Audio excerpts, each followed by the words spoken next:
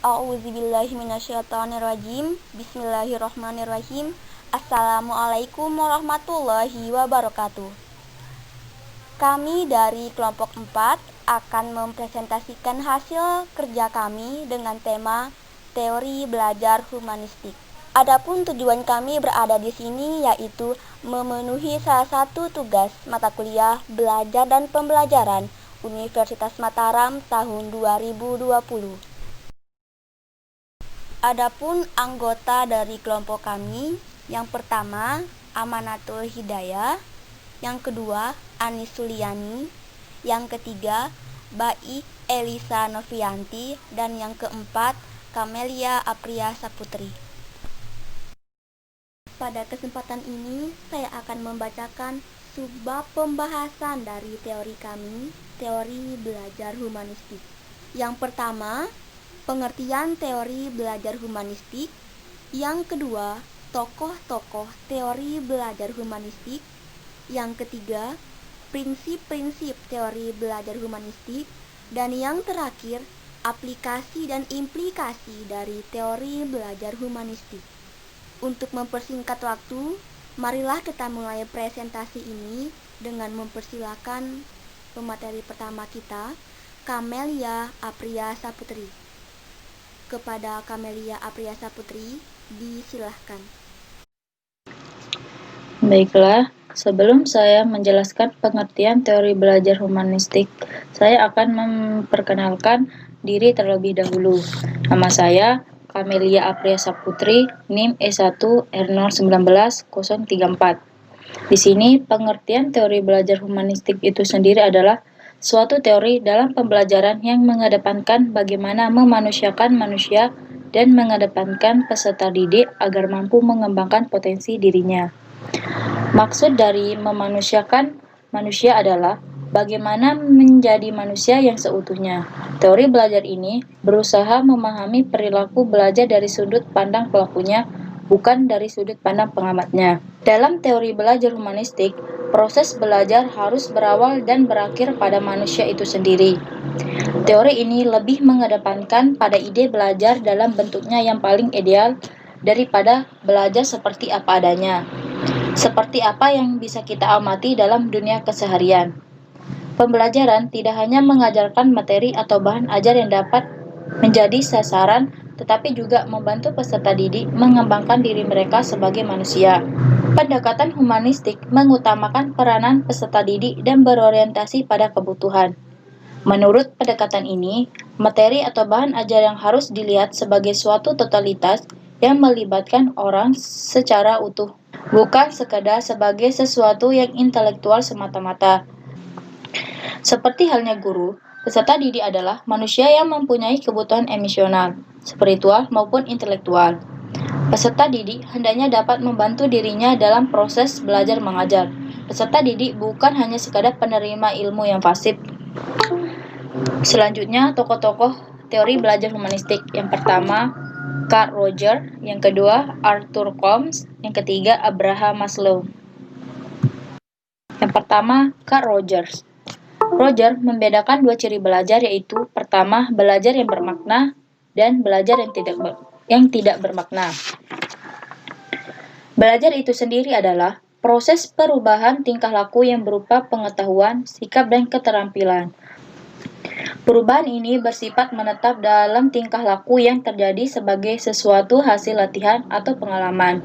Proses belajar bersifat individual dan kontekstual, artinya proses belajar terjadi dalam diri individu sesuai dengan perkembangan dan lingkungannya. Belajar yang bermakna artinya di sini adalah belajar yang bermakna terjadi jika dalam proses pembelajaran melibatkan aspek pikiran dan perasaan peserta didik. Sedangkan maksud dari belajar yang tidak bermakna di sini adalah terjadi jika dalam proses pembelajaran melibatkan aspek pikiran, akan tetapi tidak melibatkan aspek perasaan peserta didik. Menurut Rogers, peran guru dalam kegiatan belajar peserta didik menurut pandangan teori humanisme adalah sebagai fasilitator yang berperan aktif dalam pertama, membantu menciptakan suasana kelas yang kondusif. Maksudnya di sini adalah kondisi yang benar-benar sesuai dan mendukung keberlangsungan proses belajar agar peserta didik bersikap positif terhadap pembelajarannya. Yang kedua, membantu peserta didik untuk memperjelas tujuan belajarnya dan memberikan kebebasan kepada peserta didik untuk belajar. Yang ketiga, membantu peserta didik untuk memanfaatkan dorongan dan cita-cita mereka sebagai kekuatan pendorong belajar. Maksudnya di sini adalah guru memotivasi peserta didiknya, misalnya dengan cara memberikan pengarahan yang bersifat membangun, bisa dengan cara menceritakan pengalaman-pengalaman yang bersifat menumbuhkan semangat belajar peserta didiknya. Yang keempat, menyediakan berbagai sumber belajar kepada peserta didik. Maksudnya di sini adalah menyediakan sumber belajar kepada peserta didik agar mempermudah peserta didiknya dalam mencapai tujuan belajar atau mencapai kompetensi tertentu. Sumber belajar bisa berupa data, orang, atau wujud tertentu yang dapat digunakan oleh peserta didik dalam belajar, baik secara terpisah maupun secara kombinasi. Yang kelima, menerima pertanyaan dan pendapat serta perasaan dari berbagai peserta didik sebagaimana adanya. Saya, Anis Suliani, NIM E1R 019012 akan melanjutkan presentasi dari teman saya. Tokoh kedua yaitu Arthur Combs. Combs berpendapat bahwa belajar adalah bagaimana membawa si peserta didik untuk memperoleh arti bagi pribadinya dari materi pelajaran tersebut dan menghubungkannya dengan kehidupannya. Dalam hal ini, guru tidak bisa memaksakan materi yang tidak disukai atau tidak relevan dengan kehidupan mereka. Anak yang tidak bisa matematika atau sejarah bukanlah mereka bodoh, tetapi karena mereka enggan dan terpaksa dan merasa sebenarnya tidak ada alasan penting mereka harus mempelajarinya. Selanjutnya, Combs memberikan lukisan persepsi diri dalam dunia seseorang seperti dua lingkaran besar dan kecil yang bertitik pada satu pusat. Yang pertama, lingkaran kecil adalah gambaran dari persepsi diri. Yang kedua, lingkaran besar adalah persepsi dunia. Dalam hal ini, makin jauh peristiwa-peristiwa itu dari persepsi diri, makin berkurang pengaruhnya terhadap perilakunya. Jadi, hal-hal yang mempunyai sedikit hubungan dengan diri, makin mudah hal itu terlupakan. Tokoh ketiga yaitu Abraham Maslow. Teori belajar humanistik Abraham Maslow dalam perspektif humanistik menuntut potensi peserta didik dalam proses tumbuh kembang, kebebasan menemukan jalan hidupnya. Humanistik menganggap peserta didik sebagai subjek yang merdeka guna menetapkan tujuan hidup dirinya. Pembelajaran humanistik menaruh perhatian bahwa pembelajaran yang pokok yaitu upaya membangun komunikasi dan hubungan individu dengan individu maupun individu dengan kelompok. Dalam hal ini, edukasi bukan semata-mata memindah khazanah pengetahuan, menempa kecakapan berbahasa para peserta didik, tetapi sebagai wujud pertolongan supaya siswa mampu mengaktualisasikan dirinya relevan dengan tujuan pendidikan. Edukasi yang berhasil pada intinya adalah kecakapan menghadirkan makna antara pendidik dengan pembelajar sehingga dapat mencapai tujuan menjadi manusia yang unggul dan bijaksana. Maksudnya ialah menuntun peserta didik bahwa mereka butuh pendidikan karakter. Pendidik memfasilitasi siswa menggali, mengembangkan, dan menerapkan kecakapan-kecakapan yang mereka punya supaya mampu memaksimalkan potensinya. Baiklah, di sini saya sebagai pemateri ketiga akan menjelaskan tentang prinsip-prinsip teori belajar humanistik. Sebelum itu, saya akan memperkenalkan diri terlebih dahulu. Nama saya Bayi Elisa Novianti, NIM E1R019028. Nah, di sini terdapat 10 prinsip-prinsip teori belajar humanistik. Yang pertama, yaitu manusia mempunyai belajar alami. Di sini dapat kita lihat dari semangat anak-anak dalam mengeksplor lingkungannya. Nah, dorongan inilah yang disebut sebagai asumsi dasar pendidikan humanistik.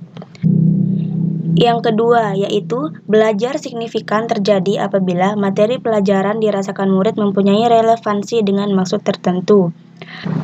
Hal ini terjadi apabila yang dipelajari anak relevan dengan kebutuhan dan maksud anak-anak. Anak-anak akan belajar dengan cepat apabila yang dipelajari tersebut mempunyai arti bagi anak-anak itu sendiri. Kemudian, yang ketiga yaitu belajar yang menyangkut perubahan di dalam persepsi mengenai dirinya. Di sini, belajar yang menyangkut sesuatu perubahan di dalam persepsi mengenai dirinya sendiri dianggap mengancam dan cenderung untuk ditolak oleh anak-anak. Kemudian yang keempat yaitu tugas belajar yang mengancam diri ialah lebih mudah dirasakan bila ancaman itu kecil. Kemudian, bila ancaman itu rendah, terdapat pengalaman peserta didik dalam memperoleh cara. Nah, apabila ancaman terhadap diri siswa itu rendah, pengalaman dapat diperoleh dengan berbagai cara dan berbagai cara yang berbeda-beda, dan disitulah terjadi proses belajar. Kemudian yang keenam yaitu belajar yang bermakna diperoleh jika peserta didik melakukannya. Yang ketujuh, belajar lancar jika peserta didik dilibatkan dalam proses belajar. Di sini belajarnya diperlancar bila mana siswa dilibatkan dalam proses belajar dan ikut bertanggung jawab terhadap proses belajar itu. Kemudian yang kedelapan yaitu belajar yang melibatkan peserta didik seutuhnya dapat memberi hasil yang mendalam, di mana belajar atas inisiatif sendiri yang melibatkan pribadi siswa seutuhnya, yang melibatkan intelektualnya, merupakan cara yang dapat memberikan hasil yang mendalam dan lestari bagi peserta didik. Kemudian yang kesembilan yaitu kepercayaan pada diri peserta didik ditumbuhkan dengan membiasakan untuk mawas diri. Kepercayaan terhadap dirinya sendiri itu lebih mudah dicapai apabila siswa dibiasakan untuk mengkritik dirinya sendiri, dan penilaian diri orang lain merupakan cara kedua yang penting. Nah, yang terakhir yaitu belajar sosial adalah belajar yang mengenai proses belajar, di mana belajar yang paling berguna secara sosial di dalam dunia modern saat ini itu merupakan belajar mengenai proses belajar. Baiklah, selanjutnya yaitu aplikasi dan implikasi teori belajar humanistik. Yang akan saya jelaskan yaitu aplikasi teori belajar humanistik. Yang pertama di sini yaitu peran guru dalam pembelajaran humanistik adalah menjadi fasilitator bagi para peserta didik. Maksudnya di sini guru sebagai fasilitator memfasilitasi berjalannya proses belajar mengajar agar peserta didik lebih tertarik sehingga suasana belajar tidak membosankan. Sedangkan guru memberikan motivasi kesadaran mengenai makna belajar dalam kehidupan peserta didik. Di sini guru memotivasi peserta didik mengenai kesadaran makna belajar itu sendiri. Kemudian selanjutnya, peserta didik berperan sebagai pelaku utama yang memaknai proses pengalaman belajarnya sendiri. Diharapkan peserta didik memahami potensi diri, mengembangkan potensi dirinya secara positif, dan meminimalkan potensi diri yang bersifat negatif. Nah, maksudnya di sini peserta didik lebih berperan aktif daripada guru dalam proses belajar mengajar, dan yang diharapkan peserta didik tersebut lebih menunjukkan dirinya secara positif dalam proses belajar mengajar. Selanjutnya akan dijelaskan oleh pemateri keempat. Baiklah, nama saya Amanatul Hidayah, NIM E1R019009. Di sini saya akan melanjutkan pembahasan dari Baik Elisa Novianti, yaitu materi tentang implikasi dari teori belajar humanistik. Nah, maksud dari sub materi tersebut adalah bagaimana sih cara pengaplikasian atau penerapan dari teori belajar humanistik yang akan diterapkan oleh seorang guru kepada siswanya dalam situasi pembelajaran. Psikologi humanistik memberi perhatian lebih atas guru yang menjadikan dirinya sebagai fasilitator. Maksud dari kalimat guru sebagai fasilitator adalah guru bertugas memfasilitasi pembelajaran yang berlangsung pada diri peserta didik sehingga mereka memperoleh pengalaman belajar yang nyata dan otentik. Dengan memfasilitasi pembelajaran berarti guru berusaha mengajak dan membawa seluruh peserta didik yang ada di kelasnya untuk berpartisipasi aktif dalam pembelajaran. Baiklah, berikut ini saya akan menjelaskan berbagai cara untuk memberi kemudahan belajar dan berbagai kualitas fasilitator, yaitu yang pertama, fasilitator atau guru sebaiknya memberi perhatian kepada penciptaan suasana awal, situasi kelompok, atau pengalaman kelas. Yang kedua, fasilitator membantu untuk memperoleh dan memperjelas tujuan-tujuan perorangan di dalam kelas dan juga tujuan-tujuan kelompok yang bersifat umum. Yang ketiga, fasilitator mempercayai adanya keinginan dari masing-masing peserta didik untuk mencapai tujuan-tujuan yang bermakna bagi dirinya sebagai kekuatan pendorong yang tersembunyi di dalam belajar yang bermakna tadi.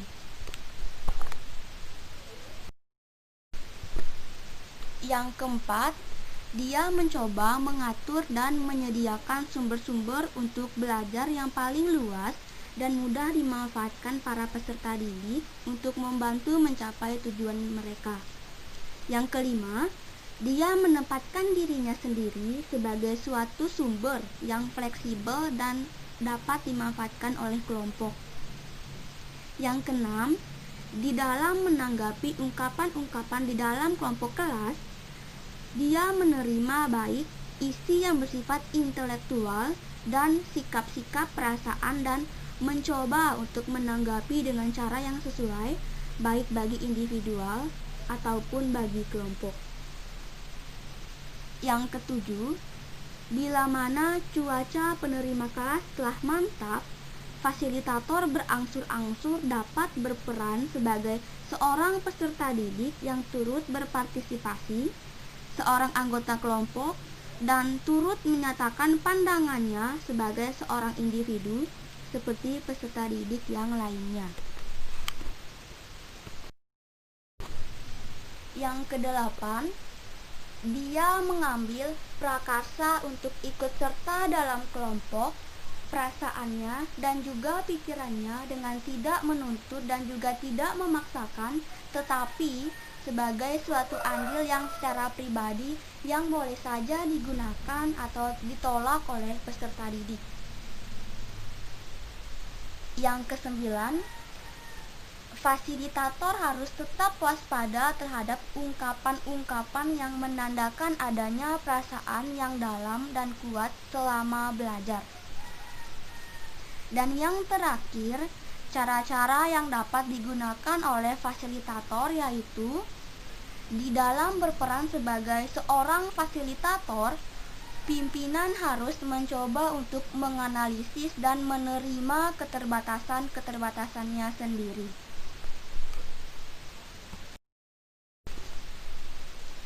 Berikut ini saya akan menjelaskan dan juga memberi gambaran kepada teman-teman sekalian bagaimana sih ciri-ciri seorang guru yang fasilitatif. Yang pertama, merespon perasaan peserta didik. Yang kedua, menggunakan ide-ide peserta didik untuk melaksanakan interaksi yang sudah dirancang sebelumnya. Yang ketiga, ikut berdialog dan juga berdiskusi dengan peserta didik.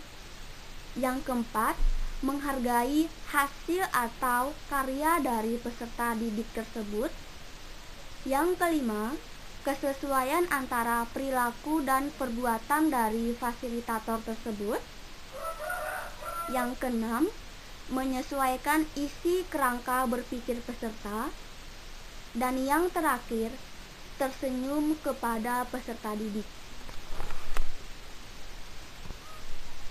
Itulah tadi ciri-ciri seorang guru yang fasilitatif. Bagaimana dengan sekolah Anda atau kampus Anda? Apakah terdapat guru atau dosen Anda yang memiliki ciri-ciri yang telah saya sebutkan tadi? Jika ada, maka guru atau dosen Anda termasuk ke dalam tenaga pengajar yang fasilitatif. Maka, secara tidak langsung, beliau telah menerapkan teori belajar humanistik. Baiklah, kita telah berada di penghujung presentasi, maka saya akan membacakan kesimpulan dari presentasi kami saat ini, yaitu teori belajar humanistik adalah suatu teori dalam pembelajaran yang mengedepankan bagaimana memanusiakan manusia serta peserta didik yang mampu mengembangkan potensi dirinya. Tokoh-tokoh dari teori humanistik yaitu Carl Rogers, Arthur Combs, and Abraham Maslow. Salah satu prinsip teori belajar humanistik adalah belajar sosial merupakan belajar mengenai proses sosial, yang artinya suatu proses belajar yang muncul sebagai fungsi dari pengamatan, penguasaan, dan dalam kasus proses belajar imitasi, peniruan perilaku orang lain. Penerapan atau aplikasi dari teori belajar humanistik ini tercermin dari peserta didik yang memaknai proses pengalaman belajarnya sendiri, sedangkan guru sebagai fasilitator atau pendamping dan motivator. Nah, implikasi dari teori belajar humanistik salah satunya yaitu guru sebagai fasilitator, yang artinya guru memfasilitasi pembelajaran yang berlangsung pada diri peserta didik sehingga mereka memperoleh pengalaman belajar yang nyata dan otentik. Terima kasih. Sekian dari presentasi kami dari kelompok 4. Apabila ada kesalahan, mohon dimaafkan. Akhirnya saya tutup. Wabillahi taufiq wal hidayah. Wassalamualaikum warahmatullahi wabarakatuh.